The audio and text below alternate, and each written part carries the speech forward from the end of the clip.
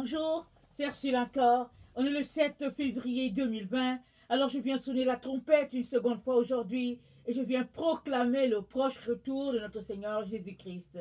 Amen. Il vient chercher son épouse.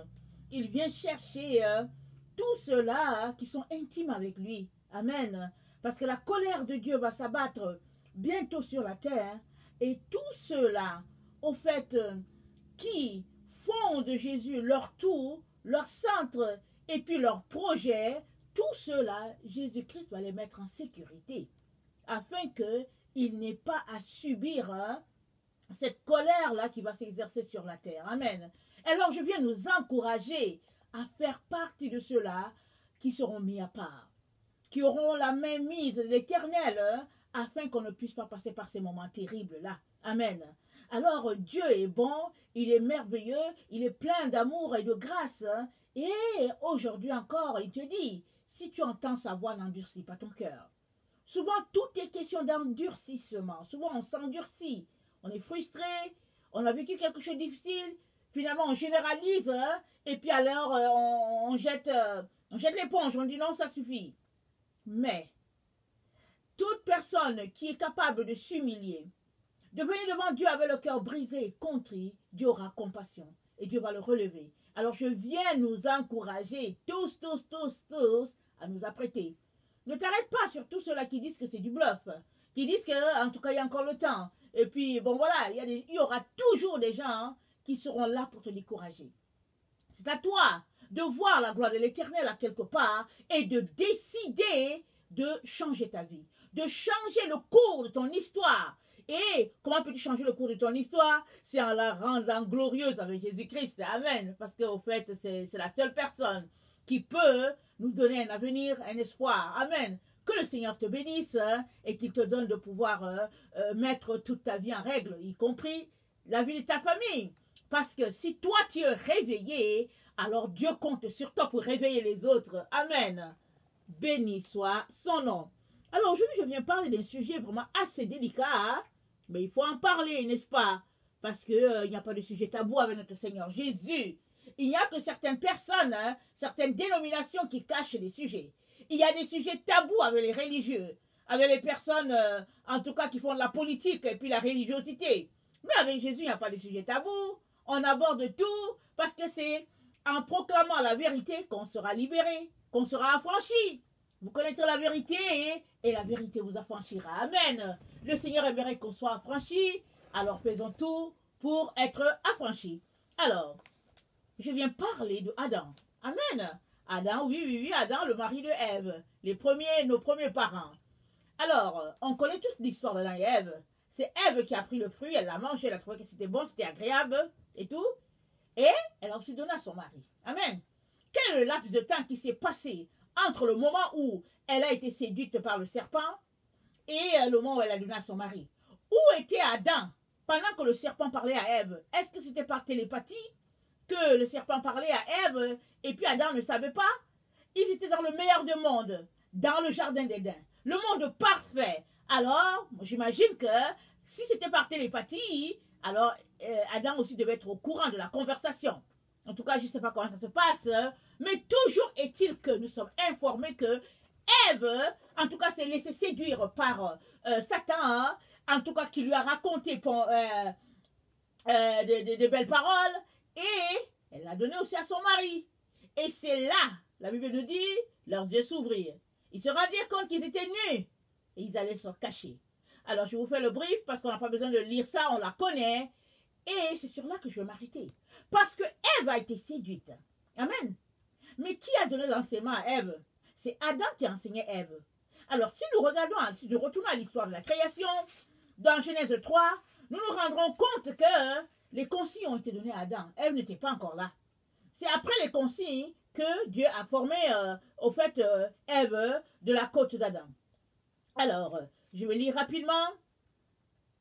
Genèse 2, le verset 15. L'Éternel Dieu prit l'homme et le plaça dans le jardin d'Éden pour le cultiver et pour le garder. L'Éternel Dieu donna cet ordre à l'homme. Tu pourras manger de tous les arbres du jardin, mais tu ne mangeras pas de l'arbre de la connaissance du bien et du mal, car le jour où tu en mangeras, tu mourras. L'Éternel Dieu dit, il n'est pas bon que l'homme soit seul, je lui ferai une aide semblable à lui. Donc voilà, on a l'information verset 15 et verset 16-17 que Dieu a donné l'instruction à Adam. Alors on comprend par là que Adam a instruit Ève. Parce que Ève était tellement instruite qu'elle a dit au serpent, hein, on dit Genèse 3, le verset 2, la femme répondit au serpent, nous mangeons du fruit des arbres du jardin. Mais quant au fruit, de l'arbre qui est au milieu du jardin, Dieu a dit, vous n'en mangerez point et vous ne toucherez point, de peur que vous ne mouriez.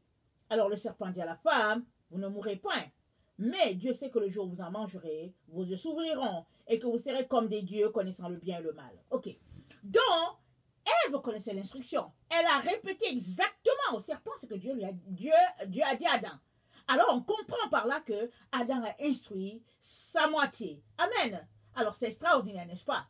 Mais comment se fait-il que, connaissant toutes les consignes divines, Adam a embarqué dans la voie de Ève? Qu'est-ce qui s'est passé? Est-ce qu'il n'a pas eu le temps de réfléchir, de réagir? Ou bien était-il tellement amoureux de sa princesse que finalement il a décidé de la suivre? Parce que quand il l'a vue, il a dit, voici. Je vais aller au verset Genèse 3. Attendez. Genèse 3, verset 23. Et l'homme dit, voici cette fois, celle qui est haut de mes os et chair de ma chair. On l'appellera femme parce qu'elle a été prise de l'homme. Dans d'autres versions, ou bien en anglais, on va l'appeler Isha, c'est-à-dire la mère de tous les humains. Voilà. Alors, Adam a donné le nom à Ève. Quand il l'a vu, il a dit, ah, voici, enfin, amen. Alors, il venait de sortir de sa solitude. Est-ce que cette situation-là a fait que, quand Ève lui a donné le fruit, il n'a pas réagi négativement? Il a juste embarqué et il a pris aussi. Qu'est-ce qui s'est passé? On ne saura jamais qu'est-ce qui s'est passé dans sa tête. Mais, avec cette situation qui est là, on peut, comment on appelle ça? On peut voir que Adam a fait le choix de suivre Ève parce qu'elle n'a pas forcé. Elle n'a pas forcé. Alors, il a choisi d'obéir à sa femme au lieu d'obéir à l'Éternel. On va regarder les consignes de l'Éternel. Amen. Apocalypse, non pas Apocalypse, Genèse 3, ok, Genèse 3, le verset 12. L'homme répondit, la femme que tu as mise auprès de moi, il s'est mis à accuser Dieu, ok? Il dit à Dieu, c'est toi qui l'as mise, ok. La femme que tu as mise auprès de moi m'a donné de l'arbre et j'en ai mangé. Et l'Éternel Dieu dit à la femme, pourquoi tu fais cela? La femme répondit, le serpent m'a séduite et j'en ai mangé. Bon, l'Éternel dit au serpent, bon, c'est pas la partie que je veux. Ok, le verset 17. Dieu dit à l'homme, puisque tu as écouté la voix de ta femme, et que tu as mangé de l'arbre au sujet duquel je t'avais donné cet ordre, tu n'en mangeras point. Le sol sera maudit à cause de toi. C'est à force de peine que tu en tireras ta nourriture tous les jours de ta vie. Il te produira des épines et des ronces, et tu mangeras de l'herbe des champs. C'est à la sueur de ton visage que tu mangeras du pain jusqu'à ce que tu retournes dans la terre, d'où tu as été pris, car tu es poussière, et tu retourneras dans la poussière. On va retourner au verset 17. Il a dit à l'homme, puisque tu as écouté la voix de ta femme, et que tu as mangé de l'arbre au sujet duquel je t'avais donné cet arbre, tu n'en mangeras point, le sol sera maudit à cause de toi. On va s'arrêter là, ok? Le sol sera maudit à cause de toi, c'est à force de peine que tu en tireras ta nourriture tous les jours de ta vie. On va s'arrêter juste au verset 17. Alors, Dieu nous donne l'information ici qu'il avait donné les consignes à Adam. Et il nous dit aussi que Adam a choisi d'écouter Ève. Pourtant, Dieu lui a donné des consignes claires et nettes. Ok? On l'a lu, hein? Je ne suis pas en train d'inventer quelque chose. On l'a lu, c'est là, écrit. Noir sur la feuille blanche. Ok? Maintenant, revenons à nous. Revenons à nous. Projetons cette situation sur nous. Alors, c'est sûr que si tu n'es pas marié, peut-être que tu ne vas pas tellement te trouver concerné par la situation, mais tu es quand même concerné. Tu sais pourquoi? Parce que tu as des amis, parce que tu as des relations. Tu ne vis pas seul sur, en tout cas, une terre, en tout cas, dans une forêt. Tu es en relation avec les gens, ok? Alors, quelle voix écouter? La voix de ceux qui sont à côté de toi ou bien la voix de l'Éternel? Je vais d'abord partir des couples et je vais m'étendre sur les autres personnes. Alléluia. Béni soit son nom. Amen, Seigneur. Voilà. Alors, dans les couples, ce qui se passe souvent, c'est que surtout quand c'est l'homme qui, au fait, semble connaître la parole de Dieu, il va donner la directive à la maison. Ok? Et puis toi, la femme, qu'est-ce que tu fais? Est-ce que tu l'écoutes? Ou bien tu t'envoies vérifier au niveau de ta Bible si ce qu'il te dit est divin ou pas? Si ce qu'il te dit va dans le sens de ce que Dieu a dit ou pas? Ou bien il y a les autres couples qui se retrouvent dans la situation d'Adam et Ève. C'est-à-dire que la femme, en tout cas, elle dirige la famille complètement, en tout cas, dans le champ, loin de la direction de Dieu. Et le mari suit, soit parce qu'il a un béni oui, soit parce que je ne sais pas pourquoi, mais il suit. Mais Dieu lui donne une information très importante pour chacun d'entre nous ici. Il dit à Adam, puisque tu as écouté la voix de ta femme et que tu as mangé de l'arbre au sujet duquel je t'avais donné cet ordre, tu n'en mangeras point, Dieu nous dit qu'il avait donné l'ordre à Adam. C'est pareil pour toi, parce que c'est écrit. Ne viens pas dire que c'était à Adam qu'on l'avait donné et qu'on ne t'a pas donné. La Bible, elle est pour tout le monde. Qu'est-ce que tu fais des consignes de l'Éternel? Es-tu tellement séduit par ton conjoint, ta conjointe, ton mari, ta femme, etc., ou bien tes amis, que tu laisses Dieu à côté? Alors la récompense, la tienne arrive. Alors ce qui est arrivé à Adam et Ève t'arrivera. Ce qui est arrivé à Adam et Ève au serpent t'arrivera. Tu rendras compte à Dieu de toutes les paroles vaines que tu auras prononcées sur cette terre, mais aussi du fait que tu n'écoutes pas sa voix. Il y a des gens, je ne sais pas, on va prendre des couples, écoutez, je suis mariée, il n'y a rien à cacher. Alors, souvent, dans les relations de couple, alors, on est souvent là, alors, pour ne pas faire de la peine à l'autre personne, on fait de la peine à Dieu. Ou bien on sait très bien que l'autre est dans le champ, qui raconte n'importe quoi, mais parce qu'on craint son autorité, qu'on craint son influence, qu'on craint sa manipulation, on finit par aller dans son sens. Oh écoute, tu sais, je ne voulais pas tellement, mais au fait, je fais ça là à cause de mon mari. Il y a beaucoup de femmes qui disent ça. Oh, mais tu sais, vraiment, Dieu me parle, mais au fait, je ne sais pas comment convaincre mon mari et tout. Non! Est-ce qu'il t'a parlé? Alors, s'il t'a parlé, tu obéis à Dieu? Qu'est-ce que tu crains? Jésus a dit quoi? Il a dit ne craignez pas. Ceux-là qui, après avoir tué le corps, ne peuvent rien faire à l'âme. Il dit crains.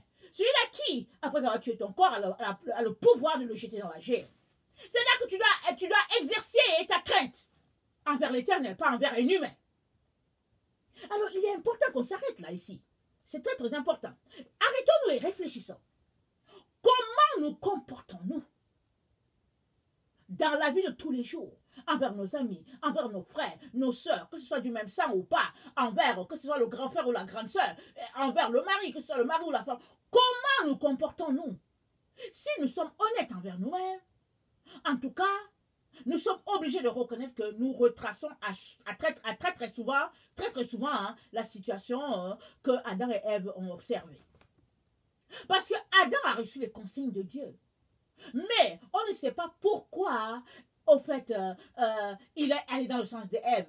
Peut-être qu'il a été séduit lui aussi, puisque ceux qui sont séduits finissent par séduire les autres. C'est à toi d'ouvrir tes yeux. Amen. Si tu n'ouvres pas tes yeux, les personnes séduites sur la terre vont aussi te séduire. Parce que c'est une semence. C'est une semence de séduction qui est en eux. Alors ils viennent aussi te séduire, te faisant croire qu'ils ont la vérité. C'est subtil. C'est ça. C'est la racine de serpent. Amen.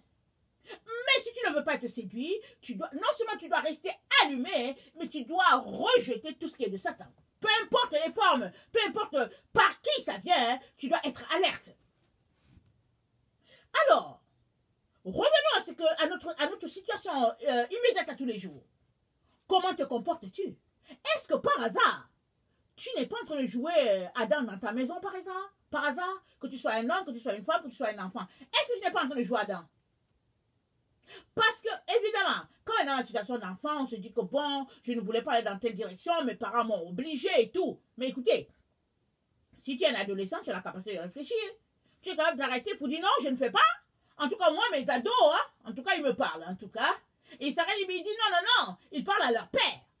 Alors, arrêtons de jouer au jeu du chat et la souris, ou bien au jeu d'Adam et Ève qui dit que ouais, la femme que tu m'as donnée a fait ceci, Ève dit que oui, le serpent a fait ceci. Non, non, non, prenons nos responsabilités et assumons-les jusqu'au bout, s'il vous plaît.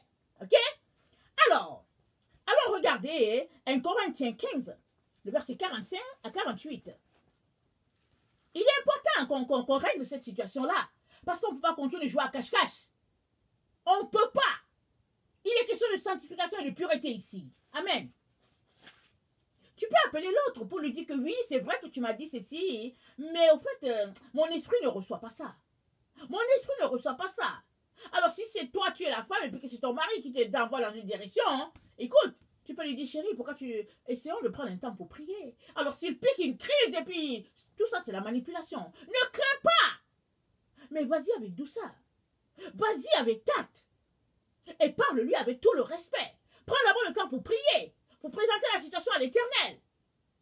Et parle à la personne. Dis-lui que non, moi, je ne pense pas que c'est comme ça. Voilà où je me situe, voilà comment je vois les choses. Alors, et puis, prends les Écritures, viens lui présenter cela. S'il est chrétien comme toi. Évidemment, s'il n'est pas chrétien, ça ne vaut pas la peine de lui présenter les Écritures parce qu'il ne va même pas te comprendre. Et peut-être tu auras une autre attitude, c'est-à-dire de fermer ta bouche et de continuer de prier dans le silence pour dire, Seigneur, en tout cas, moi, je ne veux pas aller dans le sens, dans la direction là où il m'envoie, mais aide-moi à tenir ferme sur ma position. Amen. Que de rester là, commettre le péché et puis venir dire, oh Seigneur, tu sais qu'à cause de mon mari, j'ai fait ceci, oh Seigneur, tu sais qu'à cause de ma femme. Non, ça c'est la manipulation et c'est du mensonge. Il faut sortir de là. Désolé que je te dise quelques vérités.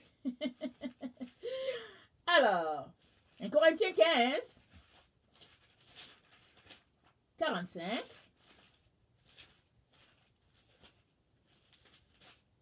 À 58. C'est pourquoi il est écrit, c'est pourquoi il est écrit, le premier homme, Adam, devint une âme vivante. Le dernier Adam est devenu un esprit vivifiant. Mais ce qui est spirituel n'est pas le premier. C'est ce qui est animal, c'est ce qui est spirituel vient ensuite. Le premier homme tiré de la terre est terrestre. Le second homme est du ciel. Tel est le terrestre, tels sont aussi les terrestres. Et tel est le céleste, tels aussi sont les célestes. Et de même que nous avons porté l'image du terrestre, nous porterons aussi l'image du céleste. Ce que je dis, frère, c'est que la chair et le sang ne peuvent hériter du royaume de Dieu, et que la corruption n'hérite pas l'incorruptibilité. Voici, je vous dis un mystère. Nous ne mourrons pas tous, mais tous nous serons changés. En un instant, en un clin d'œil, à la dernière trompette, la trompette sonnera, et les morts ressusciteront incorruptibles, et nous serons changés. Car il faut que ce corps corruptible revête l'incorruptibilité et que ce corps mortel revête l'immortalité. Amen. On va s'arrêter là. Ok. Alors, il faut que ce corps corruptible revête l'incorruptibilité. Il s'agit que ton corps corruptible qui est là, il puisse revêtir l'incorruptibilité. Et pour que cela soit possible, il faut que, en tout cas, il faut que, attendez, il faut que le verset 45, il dit le dernier Adam est devenu un esprit vivifiant.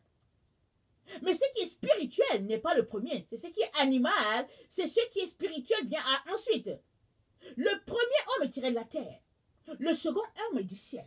Alors si toi tu veux vivre selon le second Adam qui est Jésus-Christ, alléluia, béni soit son nom, il est très très important que tu t'arrêtes à la parole de Dieu. Parce que la parole de Dieu est esprit. Qu'est-ce que Dieu a dit? Il dit l'homme quittera son père et sa mère, s'attachera à sa femme, les deux deviendront une seule chair. Ok? Ils sont une seule chair. Pourquoi? Parce que par le lien de la sexualité, ils sont une seule chair. Mais nulle part c'est dit qu'ils sont une seule âme. Nulle part c'est dit qu'ils sont un seul esprit. Tu as ton esprit, ton mari a le sien. Tu as ton âme, ton mari a le sien. Tu as ton esprit, ta femme a le sien. Tu as ton âme, ta femme a la sienne. Alors, on ne mélange pas ça. La seule chose qui est, au fait, c'est le corps. Or, on vient de lire que la chair et le sang ne peuvent hériter le royaume de Dieu. et que la corruptibilité n'hérite pas l'incorruptibilité. Question de dire que toutes ces choses charnelles-là, ça reste au niveau de la chair.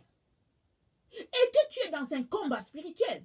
Nous ne combattons pas contre la chair et le sang, mais c'est contre les principautés, contre les dominations, les autorités dans les lieux célestes. Éphésiens 6 à partir du verset 10.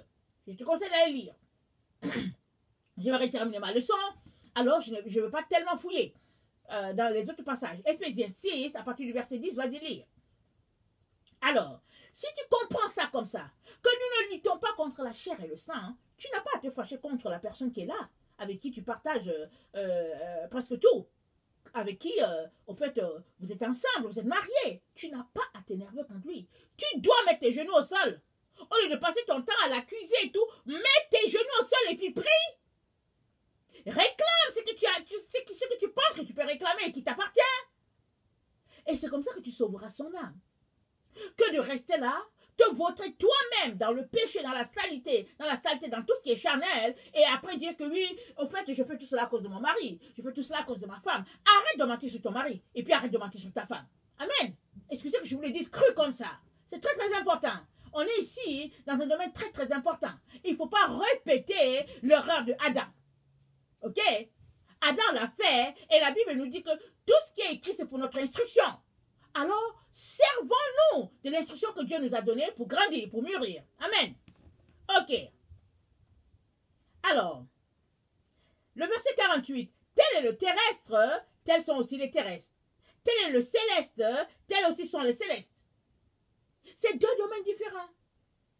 Ce qui est de la chair est de la chair. Ce qui est de l'esprit est de l'esprit.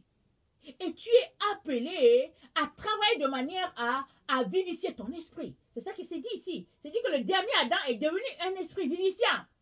Pour que toi aussi tu puisses vivifier ton esprit. Et comment vas-tu le vivifier? Par l'esprit de Dieu. Il est donc important que ton esprit, qui est le souffle de l'éternel, alors il est important que ton esprit change et soit transformé par l'esprit de Dieu. Il est important que tu travailles de manière à transformer ton esprit. Parce que le premier, ce qui est premier, c'est ce qui est animal, comme on vient de lire. Et lui, il reste à l'état brut. Si tu ne le transformes pas, il va rester tel. Et ça sera en fonction de ton éducation, de ce que les parents t'ont donné. Et puis, ou bien ça sera en fonction de ton éducation scolaire. Tout va rester à ce niveau. Mais pour que ta personne soit transformée à l'image de Christ, à la stature de Christ, il est très important que tu puisses combattre dans les sphères célestes. Tu ne luttes pas contre la chair et le sang, mais contre les principautés, les dominations, les autorités dans les lieux célestes. C'est là que tu limites ton combat.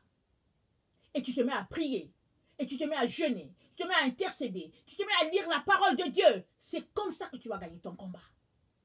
Amen. 1 Corinthiens 7, le verset 28 à 35. 1 Corinthiens 7, le verset 28 à 35.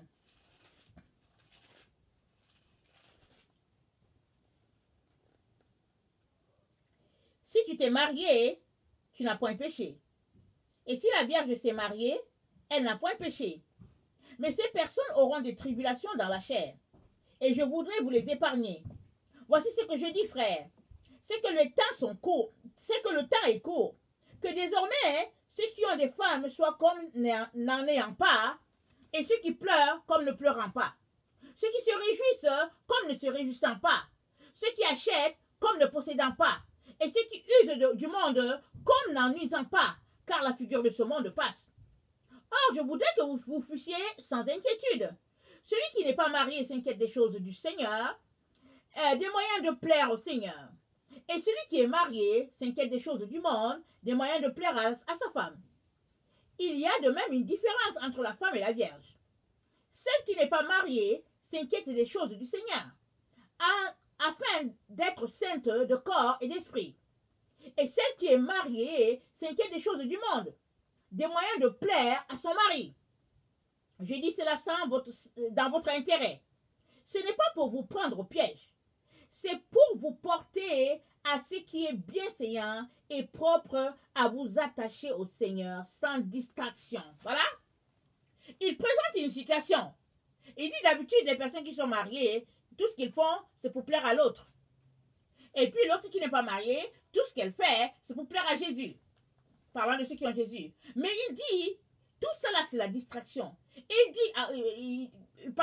dit la distraction à ceux-là qui sont mariés. Il dit, au lieu que tu te concentres là, à t'occuper de plaire à l'autre, il dit, travaille de manière à plaire au Seigneur. En tout temps. Parce que c'est là, c'est Jésus-Christ, l'autorité au-dessus de nous. Il est le chef de l'Église, il est la tête, nous sommes son corps. C'est dit dans Éphésiens 5. Je vous intéresse d'aller lire. Éphésiens 5 à partir du verset 23, je ne vais pas y aller. Nous sommes membres de son corps. Jésus a payé pour notre rachat. Et nous sommes appelés à tout faire pour qu'il soit vu en nous.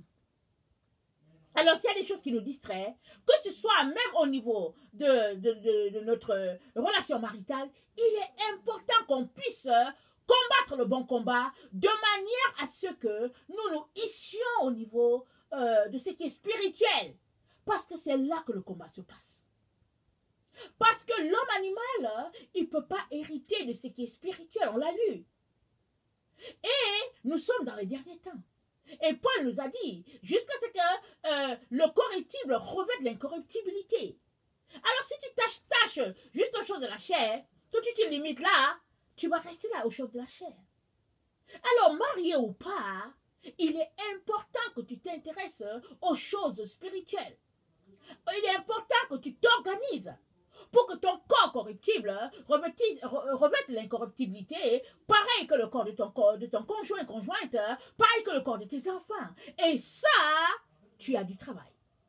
Et ça, tu as du pain sur la planche. Alors, quand on regarde les choses de ce point de vue-là, on n'a pas le temps de passer le temps au téléphone pour causer avec les gens. Non, on n'a pas le temps de s'asseoir devant la télévision et puis de zapper les chaînes. On n'a pas le temps. Il n'y a plus le temps. Ça presse. Afin que tu ne puisses pas te retrouver à commettre l'erreur qu'Adam lui-même il a commis. Dieu lui a donné des consignes. Au lieu d'écouter Dieu, il a trouvé les moyens d'écouter ce qu'Ève lui a dit. Et après, il dit que la femme que tu m'as donnée. Mais Dieu n'a pas... Ève n'a pas pris sa main pour le forcer. Ève ne lui a pas dit, oui Adam, tu es mon mari, tu es mon chéri, s'il te plaît. Non, on dit qu'elle lui a donné ça. Il a pris. Et après, je ne sais pas qu'est-ce qu'il avait pensé, je ne sais pas. Mais écoutez, quand on est séduit, on est séduit. Hein. Dans le domaine de la séduction, hein, en tout cas quand ça vient, on est séduit. Et puis quand on ouvre les yeux, on dit, oups. Mais c'est parce que le cœur était déjà enclin à cela. Amen. Il est important que nous soyons tous sur nos gardes. Parce que la séduction peut venir par l'un et par l'autre. Ça peut venir par notre meilleur ami, notre meilleure amie. Ça peut venir par nos enfants, par le mari, par la femme, par toi-même, par moi, ça peut venir partout. Mais le Seigneur nous a appelés à être sur nos gardes. Il a dit veillez, veillez et priez sans cesse. Priez sans cesse. Amen. 1 Corinthiens 7, le verset 12.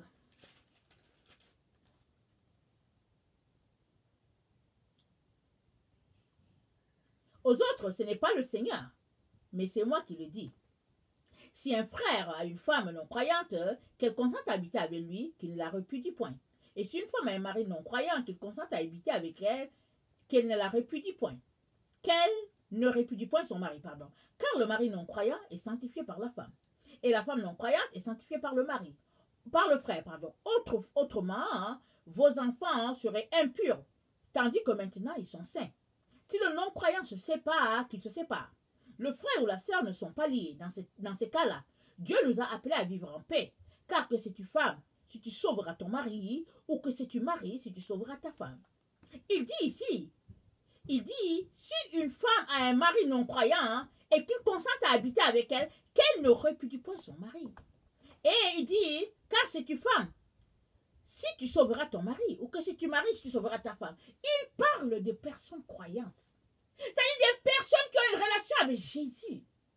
Il dit, si tu es dans cette situation-là, et que tu as une relation avec Jésus, tes enfants sont sanctifiés. Et que tu peux amener l'autre Seigneur. C'est ça qu'il est en train de dire. Mais si tu es vraiment croyant, sois-le. Ne sois pas un pied dedans, un pied dehors et dire que tu es croyant. Alors que dans le fond, tu n'es pas tellement avec Jésus. Parce qu'être avec Jésus, c'est lui être consacré, corps, âme et esprit. Alors si tu es dans cette situation-là, Paul te dit, tu peux sauver l'autre. Par ta vie, par ton comportement, par tout ce que tu fais, par ta vie de prière. Tu peux amener l'autre au Seigneur. Alors si tu es quelqu'un qui te retrouve dans cette situation, il est très très important que tu puisses te sanctifier davantage. Pour que la gloire de Dieu soit vue en toi, afin que l'autre aussi puisse être sauvé. Tu ne peux pas l'obliger. Mais tu peux l'amener à Christ par ta vie de sainteté et de pureté. Par ton obéissance, par ta vie de discipline, d'humiliation, d'humilité devant le Seigneur, tu peux toucher l'autre. Et puis, tu peux vraiment amener tes enfants. Amen. Il est important, mes chers frères et chers sœurs, qu'on puisse racheter le temps. Parce que les jours sont mauvais. Alors, il dit, le verset 20, 1 Corinthiens 6, le verset 20, Paul nous dit, « Car vous avez été rachetés à un grand prix. Glorifiez donc Dieu dans votre corps et dans votre esprit qui appartiennent à Dieu. » Examinons-nous. Glorifions Dieu dans notre corps, notre esprit, notre âme. Ça, c'est très, très important. Laissons de côté toutes les futilités, les distractions, et puis gardons le focus sur notre Seigneur Jésus-Christ, travaillant chaque jour de mieux en mieux à notre salut. Amen. Que le Seigneur vous bénisse. Amen. Je vous aime beaucoup et Dieu davantage. Maranatha. Merci.